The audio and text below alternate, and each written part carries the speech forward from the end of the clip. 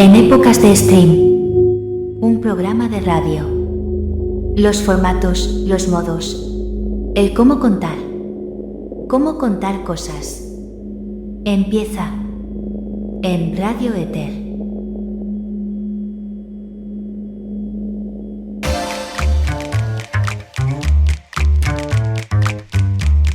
Bienvenidos, bienvenidas, bienvenides a una nueva emisión especial de Cómo contar cosas, un programa que se focaliza en los modos, en las maneras, en las formas de contar, y esta es una emisión muy particular porque me atañe totalmente, es algo desde el centro de mis entrañas y es también una de las eminencias del cómo contar, del cómo expresar.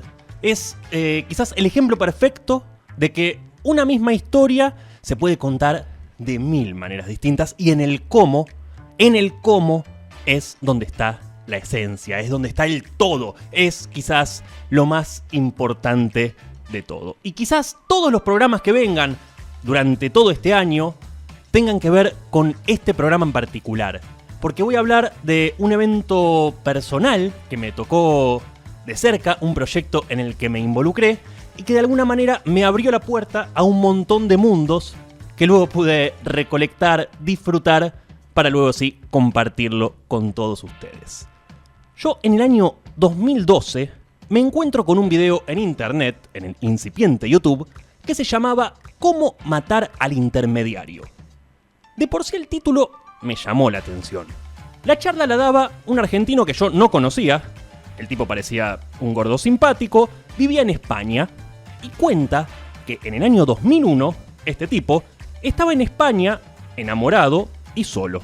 Era un argentino que en el 2000 más o menos había ido a vivir para allá y en el 2001, cuando explotó una crisis brutal en Argentina, él se encuentra alejado de todo su pueblo y encima, para peor, el muchacho es hincha de Racing que después de 38 años sin tener un campeonato, vuelve a salir campeón. El tipo estaba ahí, empieza a abrir un blog, escribe un blog y empieza a contar cuentitos, historias. A veces desde él, a veces desde un personaje, una ama de casa, otra persona, un ferretero, cositas como para sentirse menos solo. Escuchemos cómo cuenta este señor los comienzos de su blog. Como yo estaba en España solo y estaba triste, se me ocurrió abrir un blog y me puse a escribir. A ese blog le puse de nombre Orsay, que quiere decir en jerga futbolística, justamente, que uno está fuera de juego, que no estás habilitado para jugar.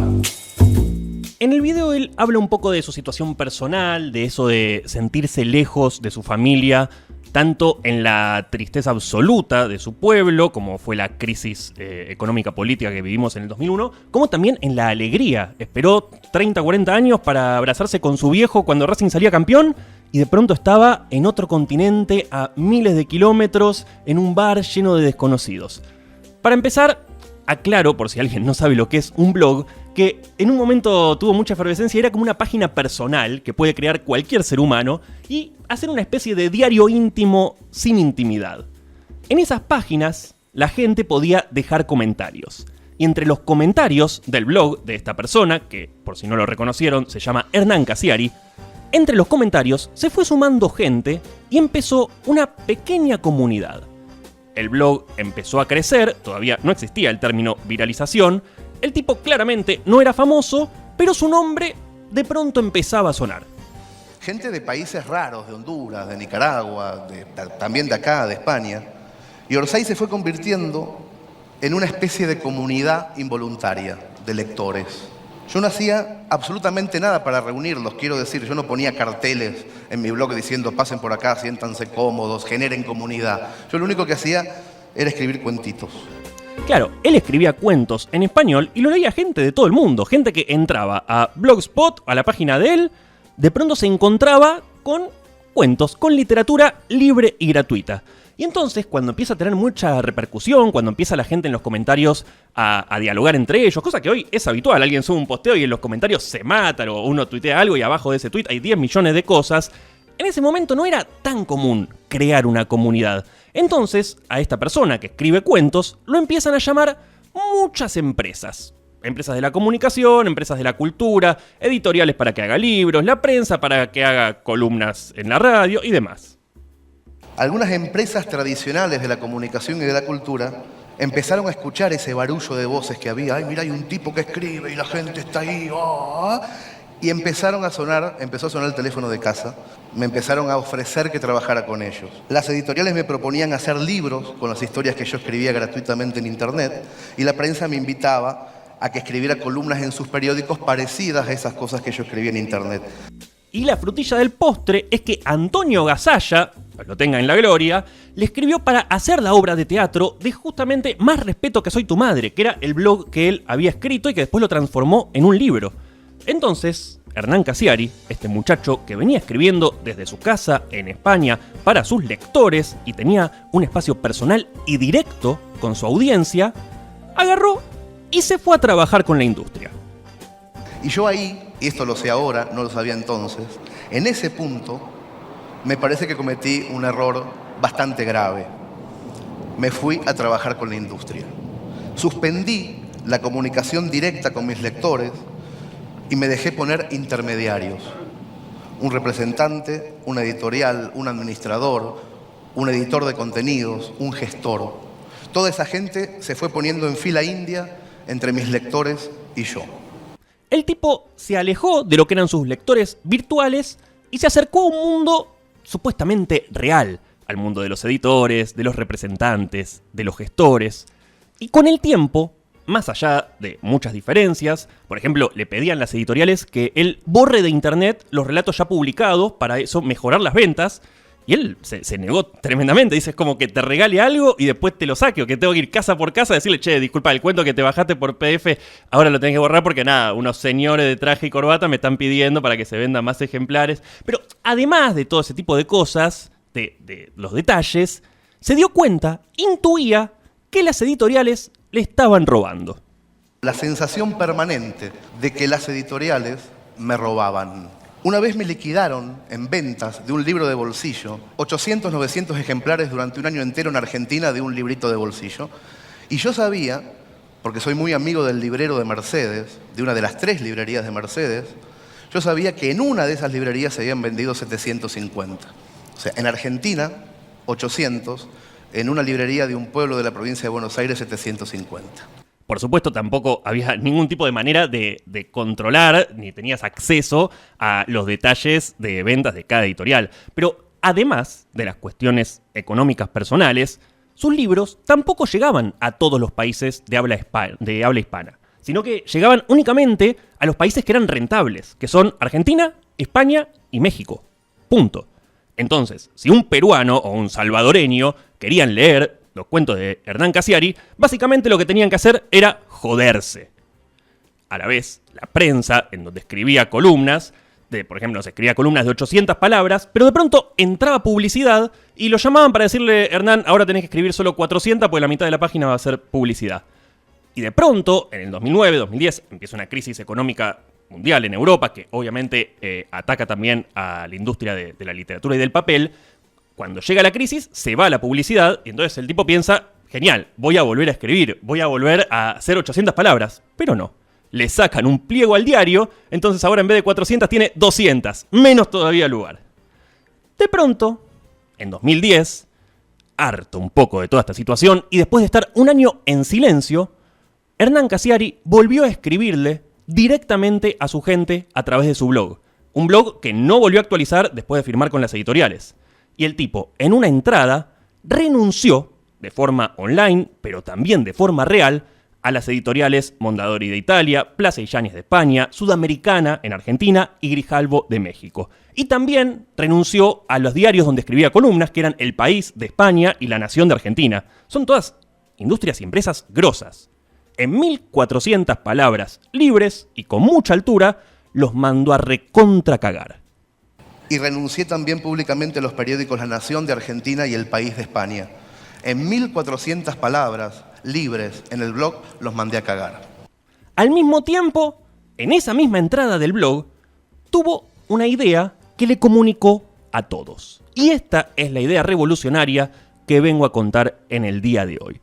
La idea de Hernán Cassiari fue sencillamente hacer una revista imposible.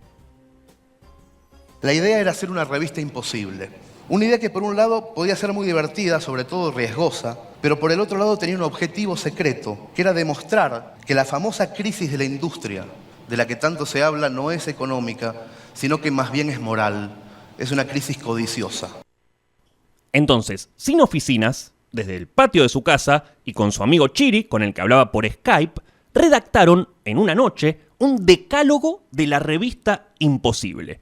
Entre los 10 puntos destacados, no iba a tener absolutamente nada de publicidad, su revista, no iba a recibir subsidios ni privados ni estatales, simplemente la iban a solventar sus propios lectores, iba a tener la mejor calidad gráfica del mercado, va a llegar a cualquier país del mundo y también va a prescindir de todos los intermediarios posibles.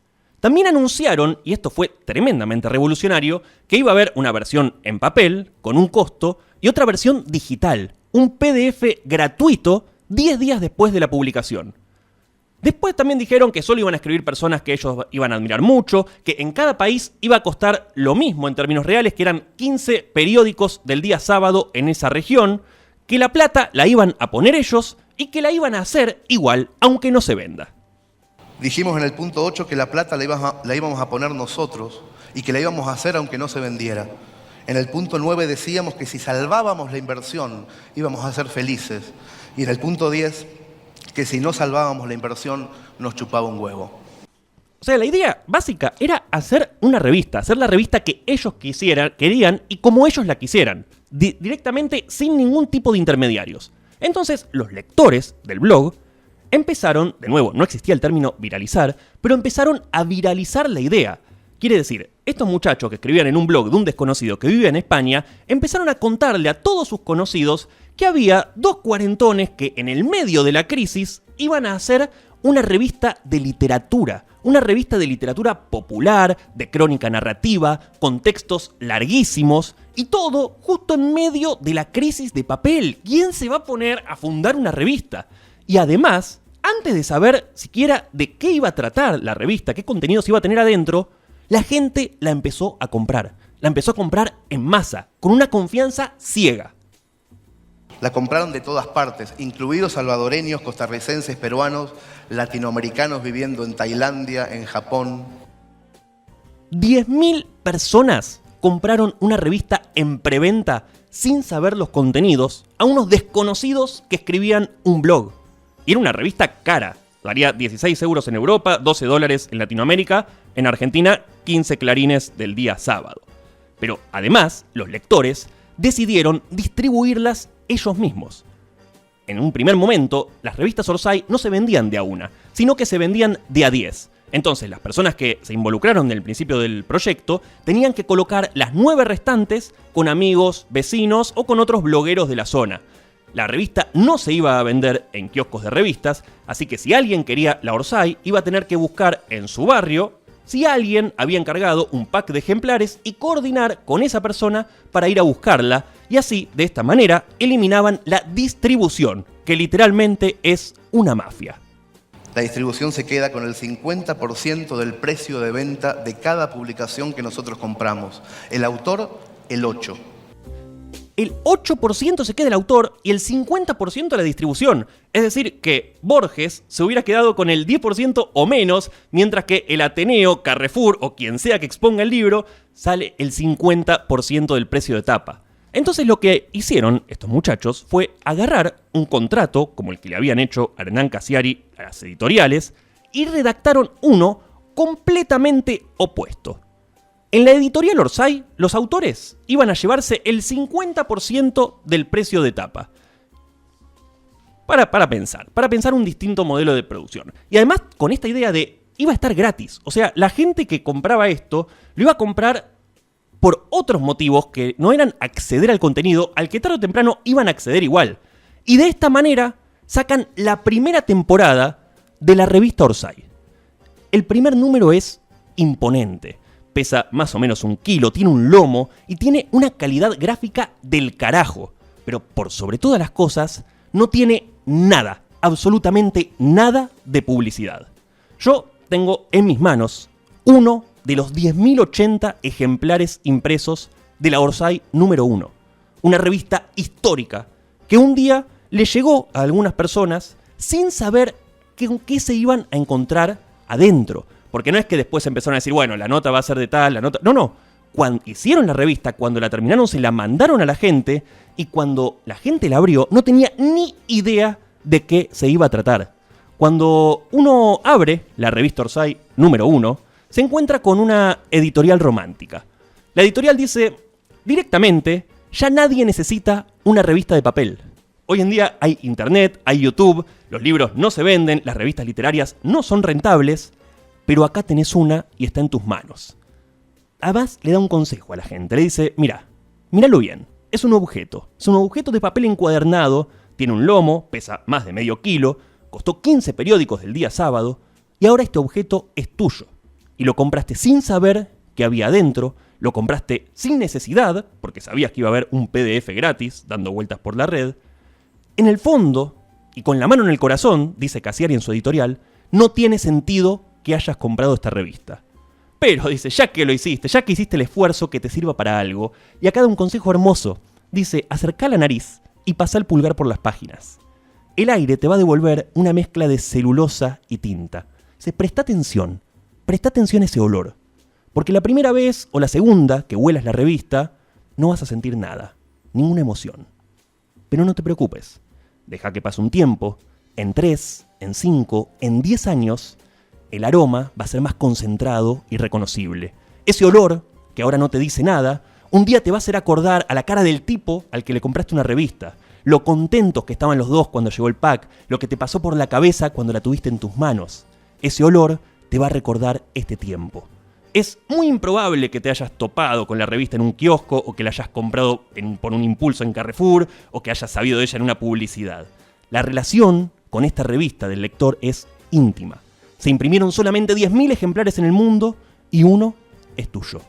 El olor te va a hacer acordar en una tarde en la que le diste plata a un desconocido confiando a ciegas y que te gustó. Hay una historia entre el objeto y vos. Una historia que ahora conoces al detalle, pero que un día va a ser solamente un olor.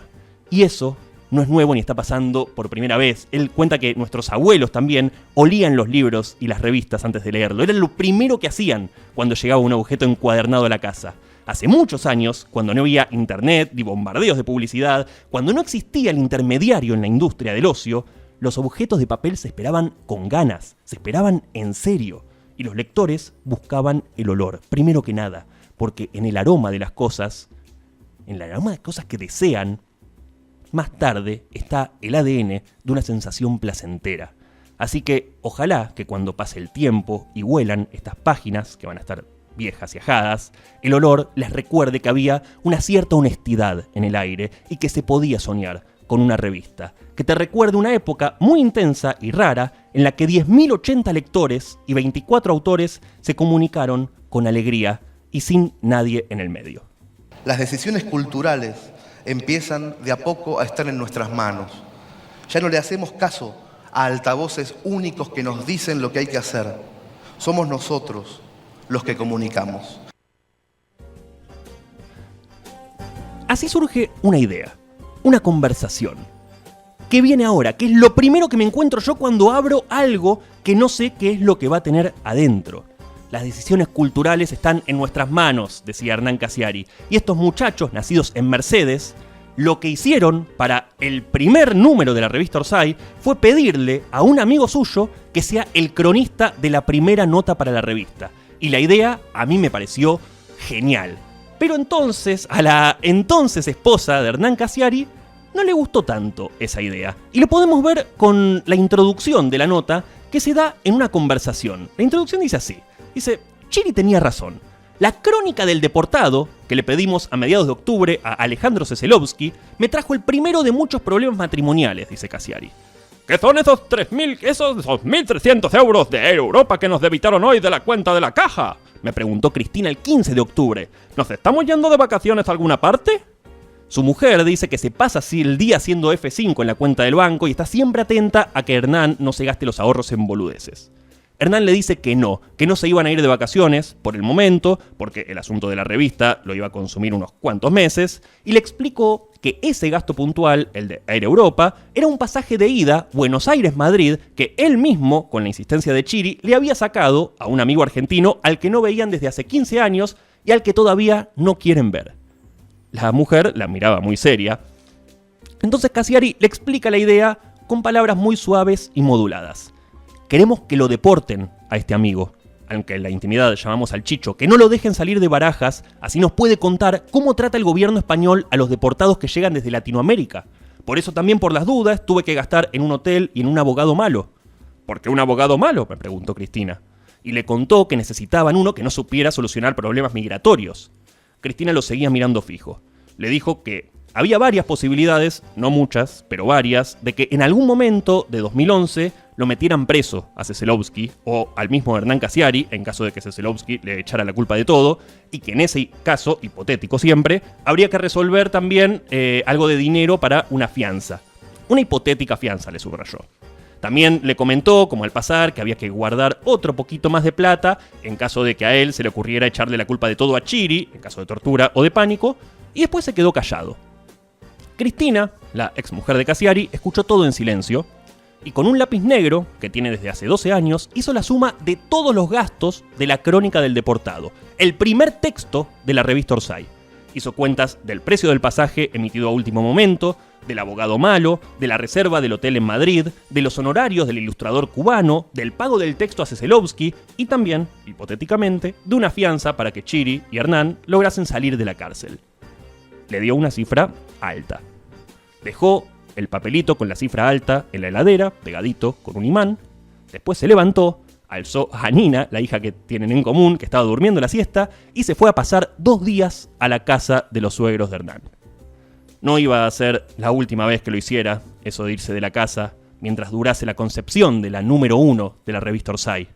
Cristina hizo una zanja desde la casa hasta la casa de sus padres. Fue y vino muchas veces, dice Cassiari. Pero el de Seselovsky, va a ser el primero de esos viajes. Y así arranca la revista Orsay número 1 con una nota titulada La Crónica del Deportado.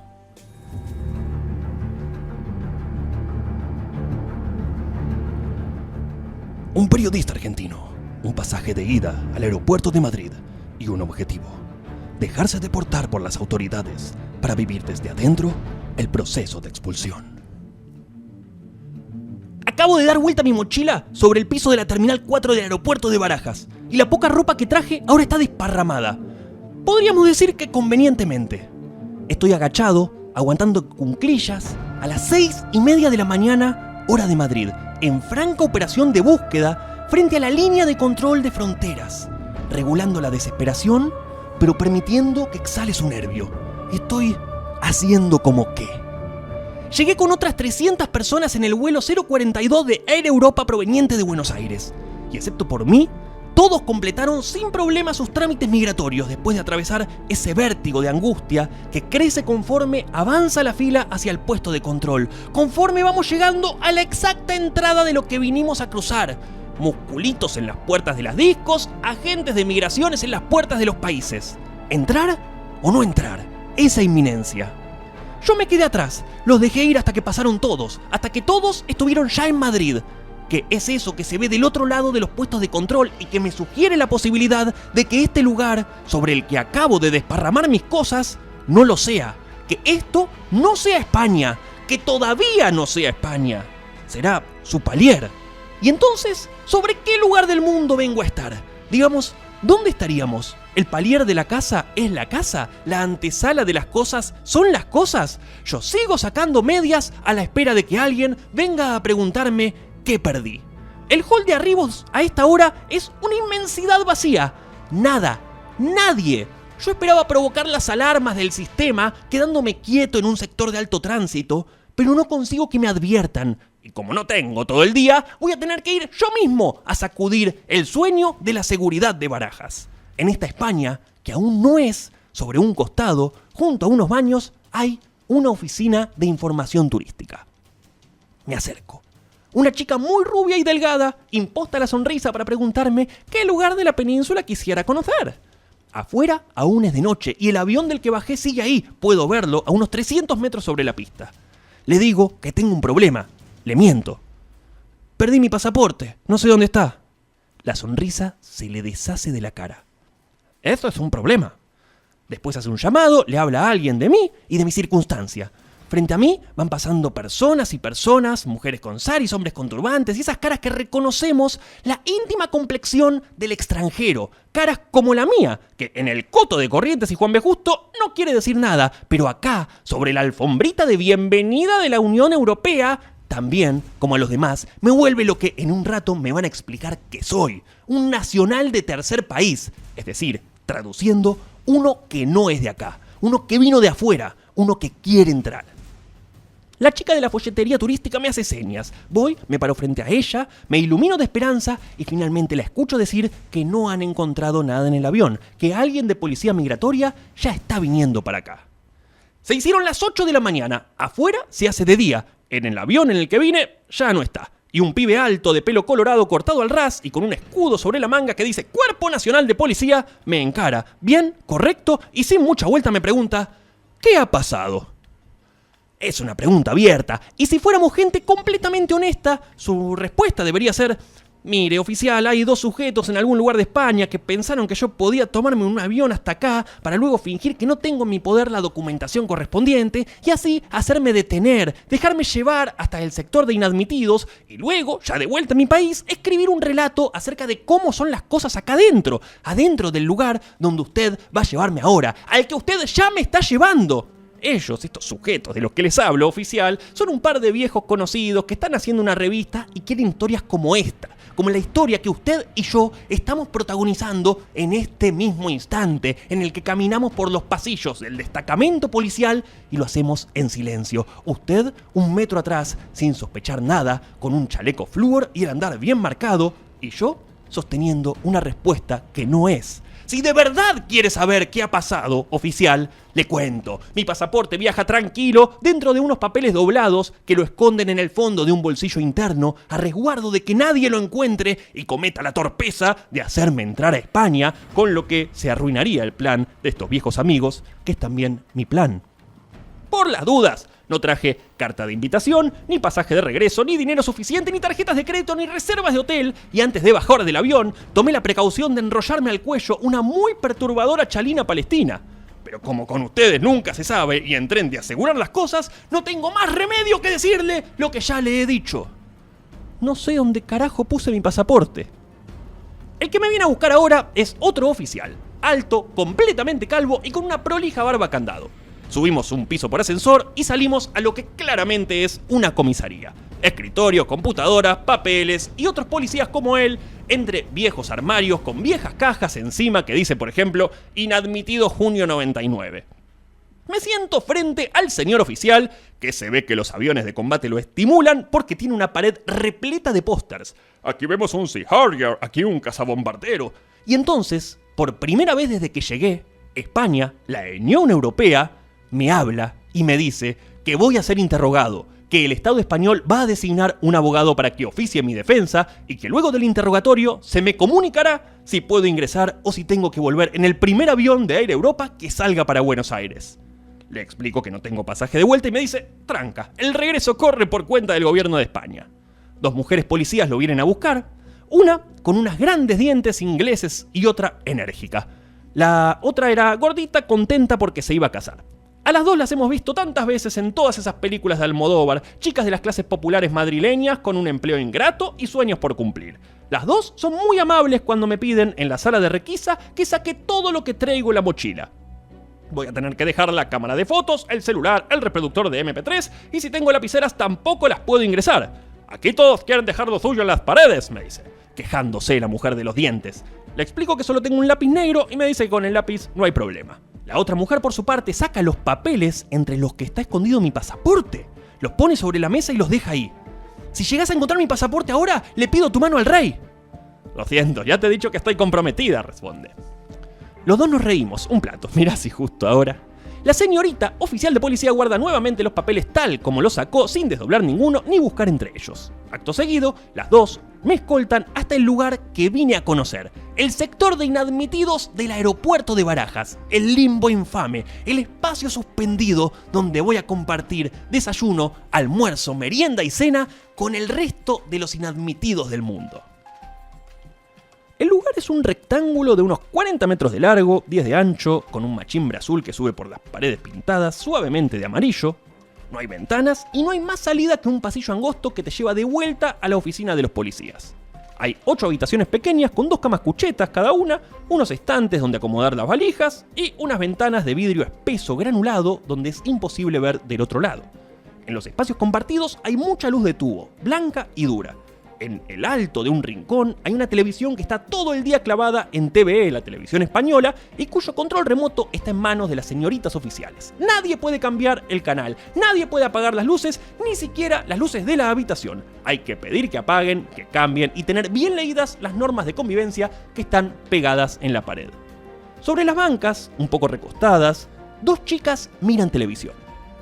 Hay botellas de agua mineral, unas mantas, una biblia. Las chicas hablan en portugués y llevan 2 días acá dentro.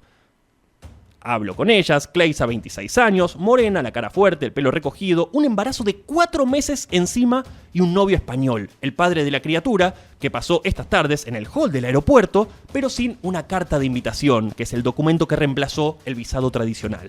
Después está Rafaela, blanca, de 30 años, profesora de español, que me trajo la carta de invitación, pero no los 62 euros por día que te pide Migraciones, las veces que se les da por pedirte. Y las dos son bautistas evangélicas, y las dos saben que mañana a la noche van a estar de vuelta en Brasil. Una en San Pablo y la otra en Curitiba. Se me ocurre contarle a Rafaela de qué se trata, por qué estoy acá. Y de pronto, algo se le enciende en la cara. Me dice que apenas llegue, ella también va a ir a los diarios, a las radios, a los canales de televisión, a contar este atropello. Le digo que en Argentina viene siendo un tema. Me dice que qué bueno que le di la idea, que las cosas no pasan porque sí y que yo debo ser un enviado de Cristo. Estoy hablando con las chicas cuando la vigorosa oficial de los dientes de piano asoma desde el pasillo y grácil, etérea, me pregunta: ¿has desayunado? Al don San Lorenzo con placa policial queriendo saber si tengo hambre. Es una madre. Y enseguida me trae una especie de strudel relleno con pastelera y una taza de café. Empiezo a preguntarme por todo este maltrato. El café tiene nata, pero bueno, eso lo puedo manejar. Un buen sudaca de mierda me aseguraría la realidad, la enunciaría como la estaba esperando, y así estaríamos todos más tranquilos. Pero el insulto no aparece, y no va a aparecer. Lo voy a comprender después. Pregunto si me puedo dar una ducha, y entonces conozco a Olga, que no debe llegar a los 30 años, relajada, muchos colores en la ropa, la reserva humanista entre las fuerzas del orden, la asistente social, o sea, la persona que le da las toallas, el shampoo, el desodorante, y que por 10 euros le vende 2 tarjetas con 100 minutos para hablar a Buenos Aires. Estoy marcando una larga combinación de números y prefijos cuando me vienen a buscar. Otra vez en la comisaría, otra vez frente a mi oficial de bienvenida. Y los aviones de combate, por supuesto. Comienza el interrogatorio, pero por suerte lo tengo de mi lado al doctor Romo Jaro. ¿A qué vienes a España? Arturo Melero Romo Jaro es flaquito, pelicorto, un hombre breve. Ha sido designado como mi abogado oficial y no va a hacer ningún comentario durante los 8 minutos de la entrevista, que consistirá en unas pocas preguntas básicas. ¿A visitar a un amigo? ¿Tienes reserva de hotel? No. ¿Tienes carta de invitación? No. ¿Tienes boleto de regreso? No. ¿Traes dinero? 100 euros. ¿Me los muestras? El policía escribe, imprima, sella y me informa que voy a tener que esperar unos minutos hasta que se me comunique la decisión con respecto a mi caso. Mi abogado y yo nos vamos a la otra sala. El doctor Romo Jaro, perspicaz, me dice: es probable que no te dejen entrar. Parece que esta sala está vacía. Y parece que esta sala, en la que Romo Jaro y yo contamos los minutos, solía ser una sala llena en los días de gloria económica española, los buenos días del primer zapatero y el pleno empleo. Parece que esto estaba lleno de personas que venían a buscarse un destino, el destino que fuera, y que entonces las cosas eran distintas y que el maltrato era como Dios manda maltratar, no esta mariconada, que ahora hay poca gente y muchos ojos mirando. Y después, como dejando caer un pensamiento al paso, Romo Jaro, el abogado, me pregunta: ¿piensa recurrir? ¿Qué sería recurrir? ¿Apelar? Claro. ¿Tiene algún sentido? El doctor Merelo Romojaro se acomoda en la silla, cambia la voz a modo semi-confidencial y, como no queriendo tener que decirlo, me dice: es que si recurres a mí me pagan el servicio, ¿comprende? De pronto, Romojaro tiene la habilidad de hacerme sentir como en casa, así que le digo que sí, que desde ya, que por supuesto, que cuente conmigo. ¿Nos llaman? La respuesta es no. Entro a firmar toda clase de papeles, incluida la apelación, incluido el documento que me informa que los nacionales de terceros países que han sido inadmitidos deberán regresar al mismo punto de origen y por la misma compañía aérea en la que vinieron. Haber llegado a Madrid por Air Europa me garantiza alta frecuencia de vuelos a la Argentina, pero si vos viajaste por Air Tanzania, capaz que tenés que esperar unos días, y así es como inadmitidos de banda negativa se pueden pasar una semana entera en el lugar de detención donde yo voy a estar 28 horas. Otro papel dice que vuelvo a Buenos Aires mañana tempranito. De nuevo en las zonas comunes, me meto en mi habitación, hago mi cama, me acuesto boca arriba y veo en los listones verticales de la cama que tengo encima la escritura agónica de los encerrados, el graffiti, una literatura. Busco en la otra cama y también, lo mismo. De golpe me doy cuenta de que están en todas las paredes, por todas partes, con la sensación de estar descubriendo algo que había estado allí, precediéndome. Empiezo a copiar. ¡La primera vez entren por Lisboa! ¡Fuerte Apache entra a España como sea! Yo soy de la ETA y voy a explotar la Terminal 4 y a todos los cabrones que trabajan aquí. Estos españoles tienen euro pero no tienen educación. ¡Aguante Chile! ¡Aguante Latinoamérica! ¡Españoles, mándense a follar! Pueden pasar varias horas sin que llame nadie, entonces lo que queda es ver televisión. Queda la nada. Estar ahí es un poquito para matarse. Yo salgo en unas horas, pero otros empiezan a ver pasar los días. Aquí vivo hace 9 días. Una paraguaya, dice escrita en la pared de mi cuarto. 9 días para matarse. Teléfono, es para mí. Voy y está Hernán Casiari del otro lado. ¿Todo bien? Todo bien. Parece que llamaron los del consulado argentino, que saltó el caso y que están viniendo para acá, es decir, a Barajas, a ver qué nuevo quilombo tienen en puerta. Gracias, Hernán, hablamos. Una hora más tarde estoy otra vez sentado en el escritorio con los aviones de guerra en la pared, pero ahora no hay policía, sino que hay 2 caballeros de inconfundible acento porteño que me preguntan: che, ¿estás bien? ¿Te hicieron algo? ¿Hay algo que querés denunciar?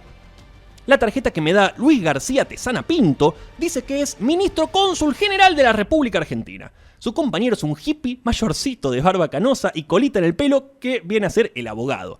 Entre los dos le explican que sin mi pasaporte, tienen las manos atadas y me lo dicen como excusándose: che, mirá, vas a tener que volverte. Vamos a decirlo así. Pareciera que acá están todos cagados, que están expiando. Los polis no se te ríen en la cara y los consulados vienen a ver las habitaciones o a preguntarte si alguien te miró feo. Insólito. Yo tenía derecho a la degradación del inadmitido y ya ven, las cámaras apuntaron sus luces sobre este cono de sombra y ahora todos dicen gracias y piden por favor. Después de firmar nuevos papeles, el ministro y su abogado fumón empiezan a levantar campamento y entonces les pregunto: ¿cuál es la cuestión de fondo con el problema de los inadmitidos? Tesana responde sin sacarle los ojos al sobre donde está metiendo sus últimos papeles. La cuestión de fondo es que acá no hay laburo para nadie. A las 8 de la mañana del día siguiente, una mujer oficial con la desaprensión de los desconocidos grita mi nombre. Asomo desde la habitación y la veo ahí parada mirando el piso. Cuando me ve aparecer, hace sonar su música. ¡Te marcha! En 3 minutos cierro la mochila y salgo. Caminamos hacia la pista, donde está el patrullero que me va a llevar hasta la escalera del avión. Y en medio de un silencio penitente, me subo a la patrulla. El viaje es corto y oscuro. Voy sentado atrás. Soy algo que va de vuelta. Lo que no fue aceptado. Soy eso que acá no. Yo, el inadmitido. 2 polis me escoltan, me abren la puerta, me depositan en manos de una azafata mayor, le entregan mi documentación provisoria, como diciendo: esto ahora es tuyo. Y todos nos ponemos muy serios cuando completamos el acto. Los polis, la azafata, yo mismo. Algo está pasando. Algo que se recorta de la cantidad de movimientos ordinarios que se producen mientras la gente embarca. Un hecho diferencial. El resto de los pasajeros, que en ese momento está subiendo la escalera al avión, ve caer un auto de policía con un detenido que sube con ellos al mismo vuelo. Y un poco se quedan. Vuelvo a la Argentina que me recibirá con el cadáver tibio de Néstor Kirchner y un velorio popular en Casa Rosada. Me voy de Barajas con lo que vine a buscar, una libreta repleta de notas y un graffiti propio en la pared. Alejandro Seselovsky estuvo aquí para Orsay Revista el 26 de octubre del año 2010.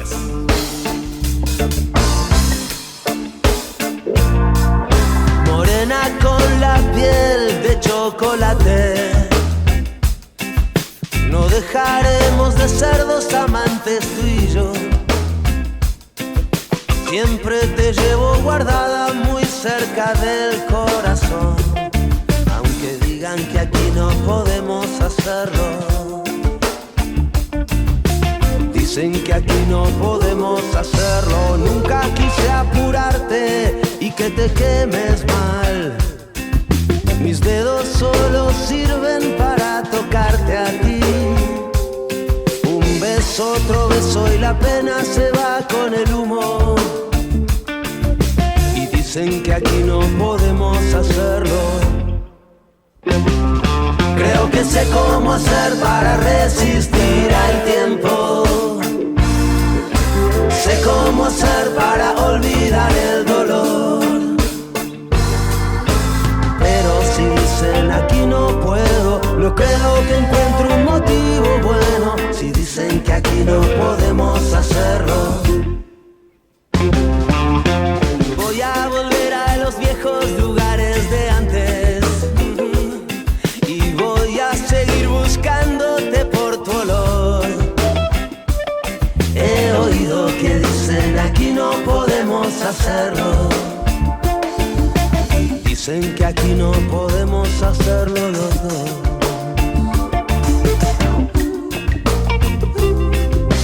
Dicen desconocidos que no podemos.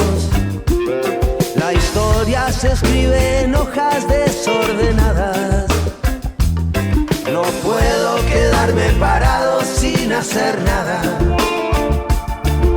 Si dicen que aquí no podemos hacerlo, creo que sé cómo hacer para resistir al tiempo.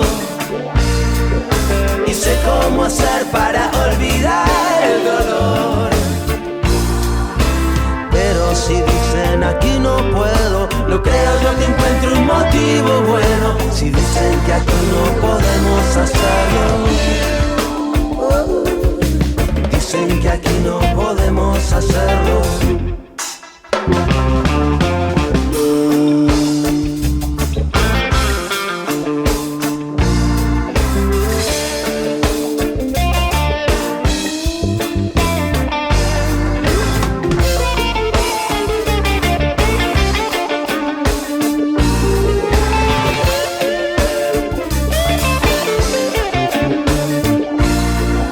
Levanta la voz si te dicen qué hacer y qué no hacer. Cuanto más grande es la pena, más ruido va a hacer al caer. No te voy a sacar de mis planes solo porque digan aquí no vale. Y vamos a seguir empezando de nuevo, aunque digan que aquí no podemos hacerlo. Aunque digan que aquí no podemos hacerlo. Aunque digan que aquí no podemos hacerlo. Aunque digan que aquí no podemos hacerlo. Aunque digan que aquí no podemos hacerlo.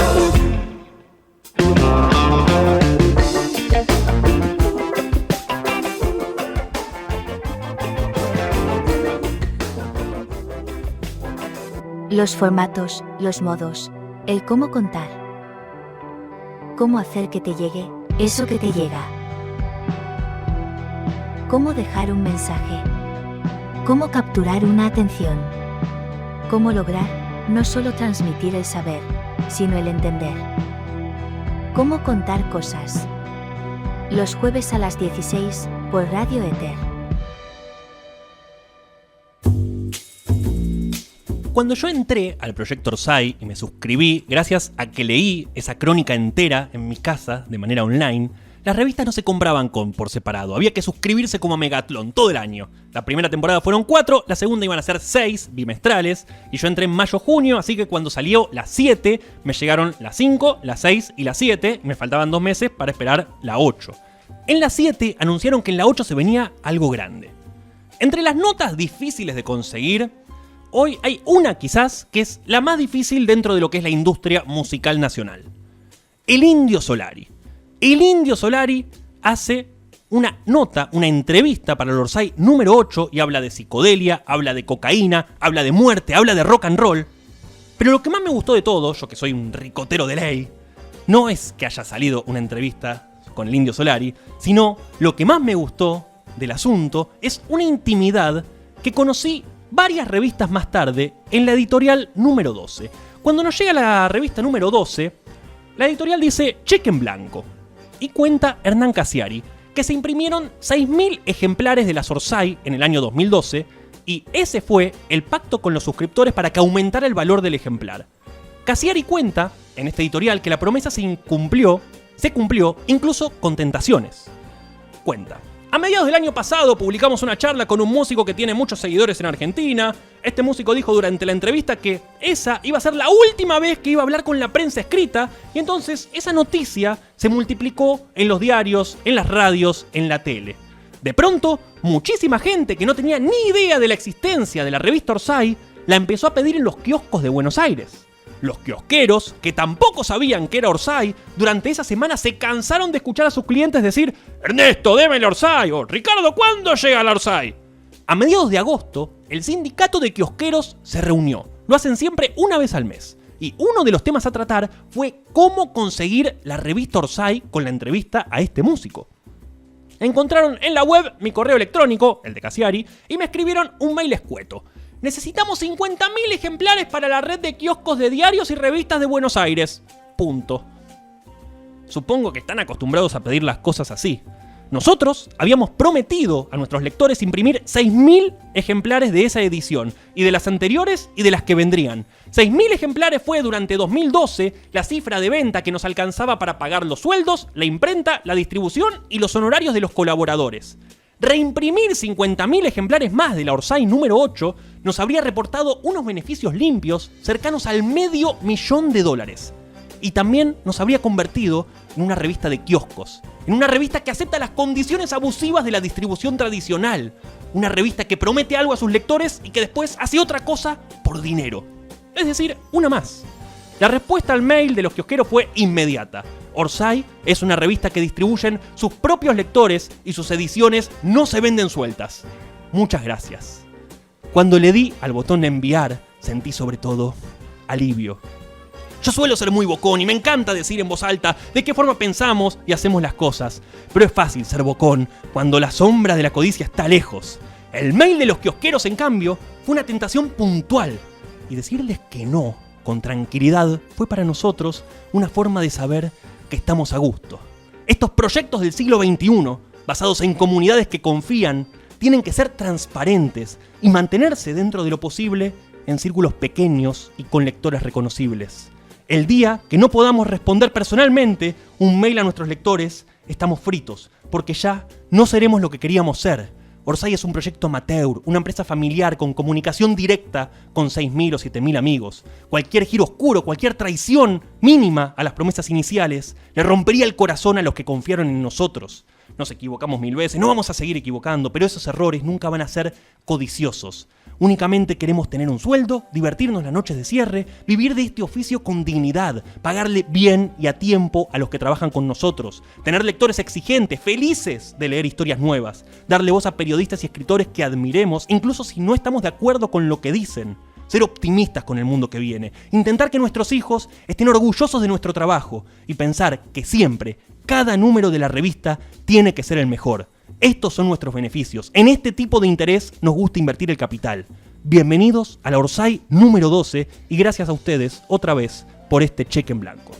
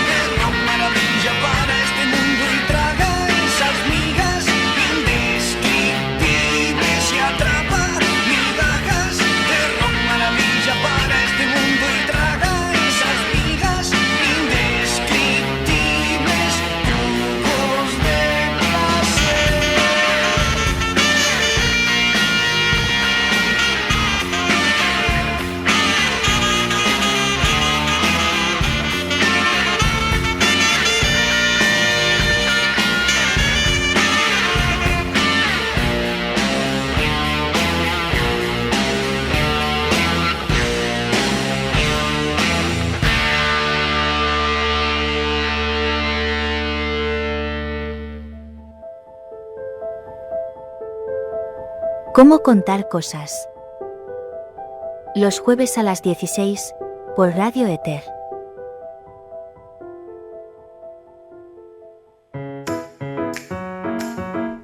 Para despedirme, mi nombre es Pablo Rowinski y hoy tuve el lujo nuevamente de contar con Facu en la operación, quien además es un compañero ricotero y la alegría que me produce eso, se ve en mi sonrisa.